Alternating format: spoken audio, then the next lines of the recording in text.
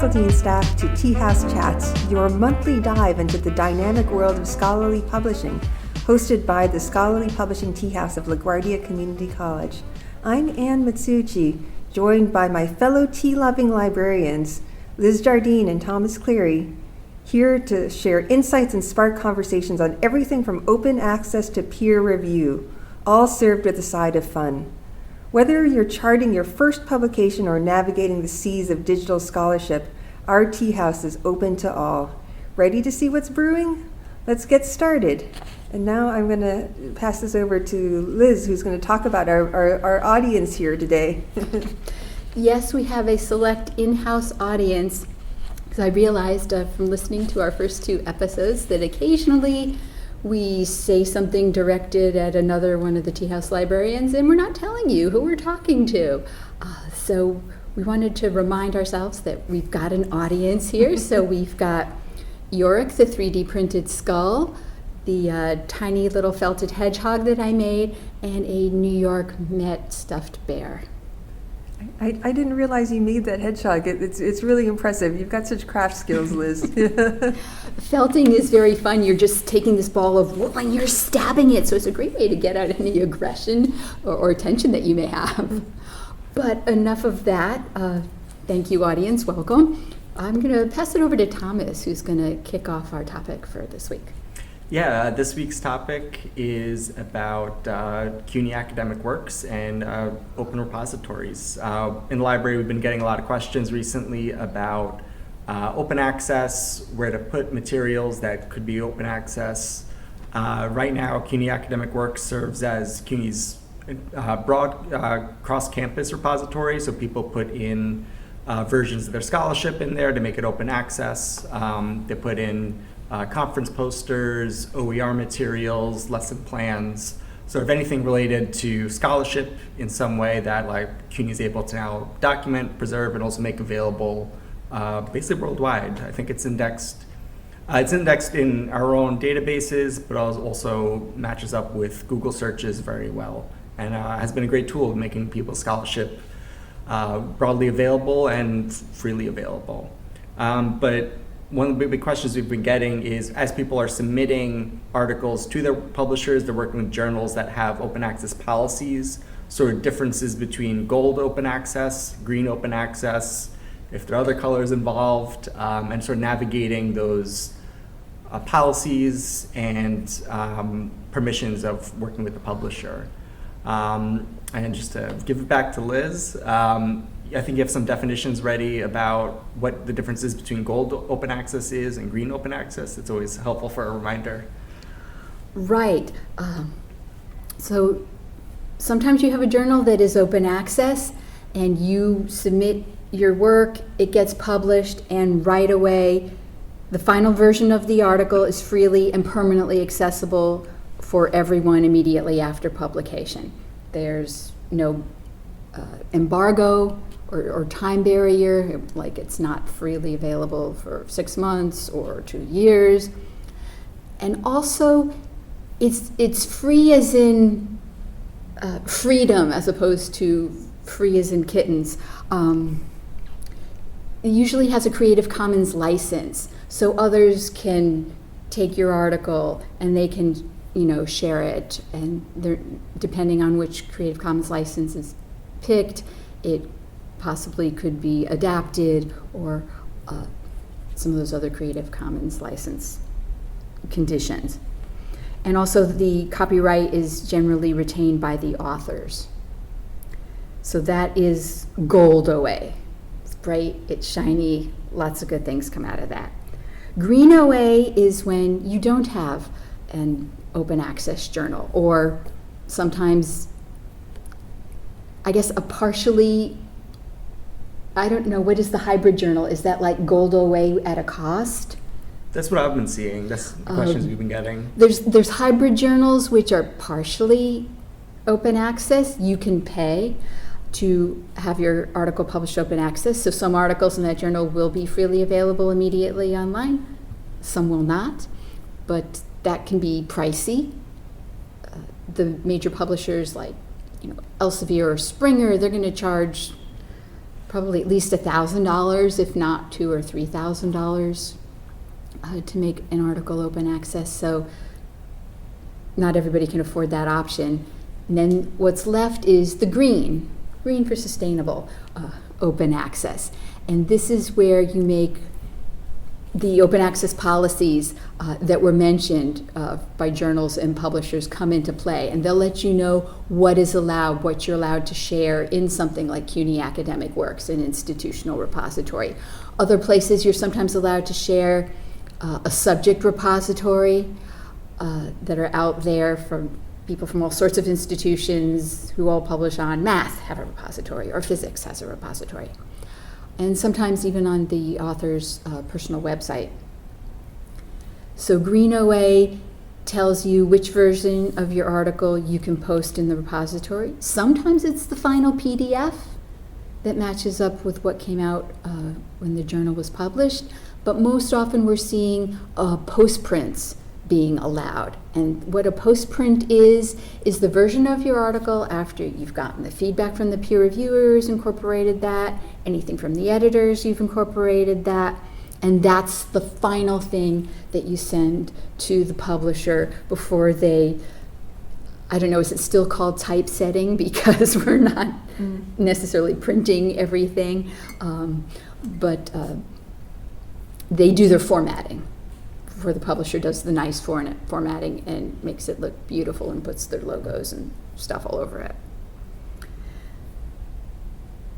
The other version that is sometimes allowed, if they won't let you do the post-print, it's the pre-print, and that's the original article that you submitted to the journal to begin with. And if there were very few changes made, it may be that a pre-print, you'll feel fine about having that go up in the repository. But if there was significant rewriting due to feedback from peer reviewers or the editor, then you might not feel so comfortable with the preprint going up. So that's Green OA. You're also called self-archiving. That's where you're taking the version of the article that's allowed and putting it up in some repository. Gold OA, the journal's done all the work and they're making everything immediately openly available online. The Green OA articles, they usually come with an embargo period too, right? Sometimes they do, sometimes they don't, and it can be very discipline-specific. Science articles may have longer or journal-specific longer embargoes. Some journals won't have any. So this is where you need to pay attention to the policies while you're thinking about a journal to publish in. You need to pay attention to what's written in your contract when you sign that. These are all things when everything was just print, nobody had to pay attention to. So now there's more on the authors to think about. So it's really helpful, I think, for people to sort of be aware of all this language. You know, I still feel like when people see the item in their contracts that talk about institutional archives, institutional repositories, or self-archiving, that it doesn't necessarily register with them when they see that. So that's why I think that we need to, as librarians, we need to have more and more conversations about this, just to remind people that, you know, that there's ways of getting their work out from behind that paywall that they may not have realized. You know, if they look back into the language of their contracts, even from years ago, that they might have these options to take advantage of, right? That's true. Yeah, because even previously published work from who knows how long ago, you can still self-archive in some ways, you know, like revise that, not revise it, but like put it on a new platform, maybe get some extra eyes on it. And not just for journal articles. I had a book chapter that had that it was part of the default contract that I could self-archive. So it's wonderful. It's very satisfying to be able to even take a chapter of a book that you contributed to make it accessible and to have more people take advantage of all of the work that you've done, right? That's great, because a lot of books, you know, the self-archiving and open access for books has been lagging behind journals. And those are still very locked up, either in a physical book on a shelf somewhere or in an online platform. I mean, that's another thing that people are always talking about too, whether or not they can go back to ask their publishers for putting up their work especially when a book goes out of print, right? And at what point will they permit you to take even portions of it and put it up in your institution's repository? I mean, it's very tricky because, book publishers in particular are very, they want to hold on to that content for as long as possible, even if they have no plans in the immediate future for releasing it, right? They just want to hold on to the rights to do something with it at some point in the far future, right?